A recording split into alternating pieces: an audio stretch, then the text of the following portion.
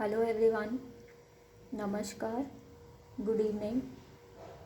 My name is Sarita and I welcome you all to our own channel Reader's Angan. So today I have come with poem 9th analysis of Geetanjali. So let's begin.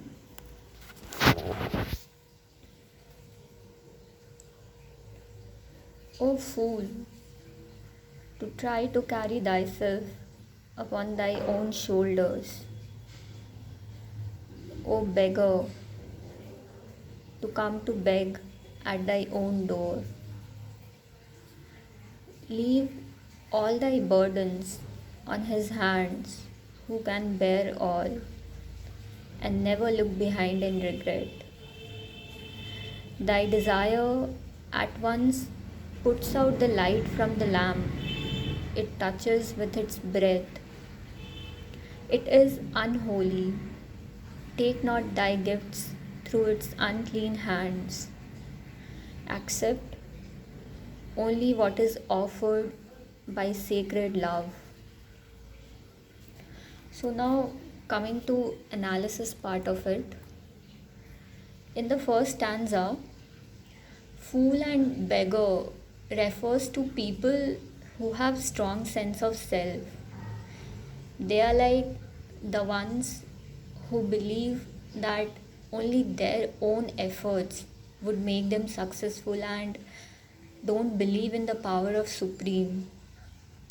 We often come across situations where we take decisions, work on them rigorously, and yet fail to understand the consequences, feel discontented within. It's like a beggar, if he begs on his own door, would get nothing, and a fool carrying his life on his own intellect would reach nowhere.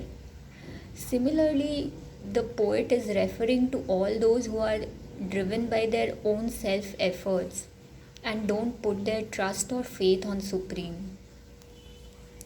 So, moving on to second stanza, the poet is asking to leave all the burdens on Almighty and not regret over it. Devoting ourselves to Supreme Self and taking actions in His name is the sweetest way to lead one's life.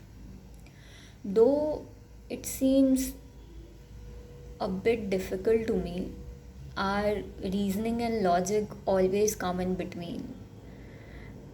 Although this reasoning and intellect has its own limitations, and since our own intellect is limited, it gets more essential to put our trust on Lord and free ourselves.